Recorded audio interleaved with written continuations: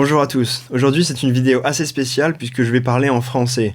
Normalement toutes mes vidéos sont en mandarin, mais aujourd'hui je vais parler d'un sujet qui concerne beaucoup les Français, la gestion du coronavirus en France. Et je pense que ce que je veux dire s'applique également à la plupart des autres pays occidentaux.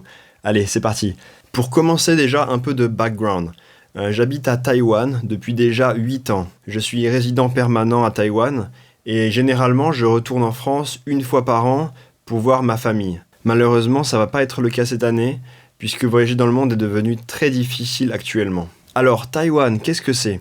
Taïwan, c'est une île qui est au sud de la Chine. Il y a 23 millions d'habitants, c'est à peu près 3 fois moins que la France. Par contre, la superficie de Taïwan, c'est environ 15 fois plus petit que la France. Donc ça, c'est pour dire qu'en termes de population, c'est quand même beaucoup de monde pour une petite île, et donc on pourrait penser qu'en temps d'épidémie, ça ne jouerait pas en sa faveur. Deuxième chose, Taïwan est une démocratie, c'est-à-dire qu'il y a la liberté de la presse, la liberté d'expression. Bref, je ne vais pas rentrer dans les détails, mais c'est pour dire que les informations publiques concernant le coronavirus à Taïwan sont fiables. Je dis ça car je sais que certaines personnes remettent en cause les données du coronavirus dans certains pays d'Asie, car leur État a un certain contrôle sur la presse.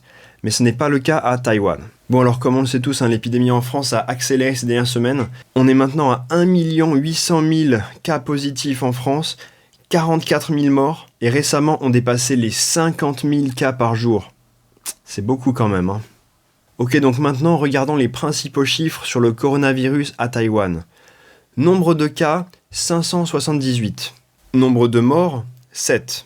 Et là du coup tu crois peut-être que je te parle du nombre de cas pour la journée d'hier, mais non, je te parle du nombre de cas depuis le début de l'épidémie. Ouais, ça paraît fou C'est un chiffre ridicule par rapport à ce qu'on a en Europe ou en Amérique. Et c'est pas tout, ça fait déjà plus de 200 jours qu'il n'y a pas eu de transmission locale à Taïwan. Zéro, rien. En fait ce que ça veut dire c'est que les quelques cas qui sont recensés de temps en temps, ce sont des personnes qui reviennent de l'étranger, et du coup comme elles sont soumises à une quarantaine stricte à leur retour de l'étranger, si elles sont malades, elles sont testées positives durant leur quarantaine et il n'y a aucune transmission locale à des personnes qui n'ont pas quitté Taïwan. Donc en gros, avec ces chiffres, on peut dire qu'il n'y a pas d'épidémie à Taïwan. Bien sûr, il y a quand même énormément de mesures mises en place depuis le tout début pour contrôler l'épidémie et ne pas baisser la garde même si le nombre de cas reste très faible. Il faut savoir qu'il y a eu d'autres pays dans le monde qui ont plutôt bien réussi dans la gestion de l'épidémie, par exemple la Corée, la Nouvelle-Zélande, et d'autres. Alors je parle de Taïwan parce que j'y habite bien sûr, mais aussi parce que c'est le pays numéro 1 dans le monde en termes de réussite à contrer l'épidémie, d'après un rapport de l'institut de recherche Brookings, en termes de nombre de morts et de résultats du produit intérieur brut. En gros, l'impact du coronavirus à Taïwan a été minime, et c'est le seul pays qui a eu de la croissance dans cette période. Je mettrai le lien de l'article en description, comme ça vous pouvez voir par vous-même. Alors, qu'est-ce qu'on dit ? Bravo Taïwan ? Oui, on dit bravo. D'ailleurs, il y a eu quelques mentions de Taïwan dans les informations depuis le début de l'épidémie, et c'est bien. Mais il y a un truc que je comprends pas. C'est qu'à part dire bravo, j'ai pas l'impression que la communauté scientifique partage beaucoup d'informations concrètes sur la réussite de certains pays comme Taïwan.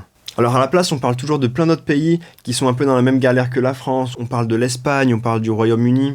C'est un peu comme une façon de se dire, de toute façon, personne ne fait vraiment mieux. Donc voilà, on n'est pas si mal, on est tous pareils, personne ne fait mieux que nous. Mais moi, ça me désole. Pourquoi on parle aussi peu des pays qui ont réussi ? Alors voilà, aujourd'hui, je voudrais m'adresser à notre président, Emmanuel Macron, ainsi qu'au ministre de la Santé, Olivier Véran, ainsi qu'à l'ensemble des politiques impliqués dans la gestion de l'épidémie. S'il vous plaît, passez plus de temps à vous pencher sur les mesures mises en place par Taïwan. Analysez-les, détaillez-les et basez-vous sur certaines de ces conclusions pour comprendre ce qui fait que les mesures prises en France ne marchent pas bien et que ça fonctionne dans d'autres pays comme Taïwan ou la Corée. Alors voilà, moi mes amis, ma famille me demandent régulièrement comment ça se passe moi l'épidémie à Taïwan. Et moi je leur dis mais à Taïwan il n'y a rien, il n'y a pas d'épidémie. Ils ont vraiment du mal à imaginer qu'à Taïwan il n'y a pas d'épidémie, tout va bien. Donc moi j'ai passé cette année à faire un grand nombre d'aventures dans tout Taïwan, avec toute ma liberté de mouvement. Alors bien sûr il y a des mesures barrières, bien sûr tout le monde met le masque dans le métro, même dans la rue d'ailleurs. Mais il n'y a pas de confinement, et les gens peuvent voyager sans contrainte dans tout Taïwan. Alors à Taïwan, au cas où on aurait oublié notre masque en partant de chez soi, il y a même des machines qui vendent les masques directement dans la station de métro. Bon voilà, là je viens de te dire que Taïwan a réussi à stopper l'épidémie depuis le tout début. Et je peux te dire également par exemple que la Corée, elle a eu un début très difficile. À un moment donné, ils étaient à peu près à 1000 cas par jour et ça s'empirait de jour en jour. Mais ils ont réussi à stopper l'épidémie et sans besoin de confinement. Donc normalement, là, ce qu'on fait à ce moment-là, c'est qu'on prend une loupe, on prend même un microscope, et on regarde exactement ce que ces pays ont fait pour stopper l'épidémie, pour contrôler l'épidémie. Il faut regarder dans les moindres détails, ça paraît évident. On sait qu'il y a des pays qui ont réussi de façon spectaculaire. Ils ont pris des mesures, les mesures ont fonctionné, ils ont réussi à stopper l'épidémie. Ça sert à rien de regarder un pays qui a complètement foiré. Il suffit pas de dire bravo Taïwan, il n'y a pas d'épidémie, et puis de passer à Didier Raoult qui va partager son opinion sur l'épidémie.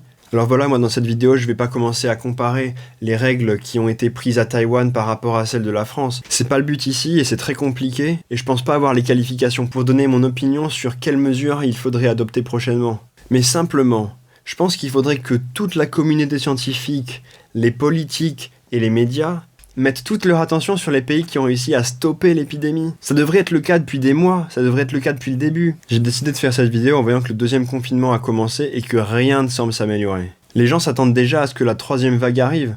Alors voilà, j'habite à Taïwan depuis déjà 8 ans, mais j'écoute quand même France Info tous les jours et je regarde souvent BFM TV. Et tout ce que j'entends, c'est des témoignages de gens qui racontent leur quotidien, qui racontent leurs doutes par rapport aux mesures barrières. Les médias passent beaucoup trop de temps à se focaliser sur nous-mêmes ou aux autres pays qui sont dans la même galère.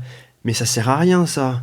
Lorsque les ministres s'expriment, ils parlent de mesures, mais sans donner vraiment d'explications poussées ou quelles raisons ont conduit à choisir ces mesures plutôt que d'autres mesures. Je suis vraiment attristé de voir que ça s'améliore pas en France. Je compatis avec vous tous, bien sûr. Je pense beaucoup à ma famille et je m'inquiète pour eux. Mais voilà, on sait très bien maintenant depuis 9 mois quels sont les pays qui ont réussi et qui ont compris comment stopper l'épidémie.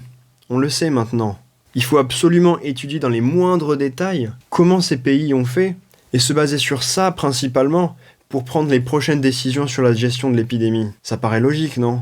Donc voilà, c'était mon message. Comme je suis youtubeur, que je suis français et que je vis à Taïwan, je pense que j'ai justement un point de vue assez intéressant pour comparer un peu la gestion de l'épidémie entre la France et Taïwan. Si ce que je vous ai dit semble avoir du sens, merci de partager cette vidéo avec vos amis. Si vous avez envie d'en savoir un peu plus sur Taïwan, vous pouvez regarder d'autres de mes vidéos ou même vous abonner à ma chaîne.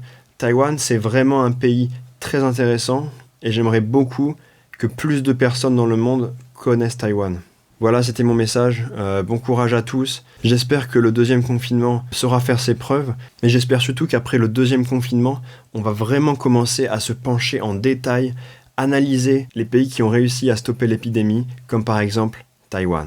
我最后还想说，台湾的朋友们，我们都知道台湾最厉害。我觉得我要分享台湾的状况，分享给法国人听。我真的希望法国的状况没有那么惨。现在法国已经第2次的封城，真的很夸张。然后我觉得，就算现在第2次封城，但是可能几个月后，可能还有第3次，因为他们真的还不太了解要怎么处理。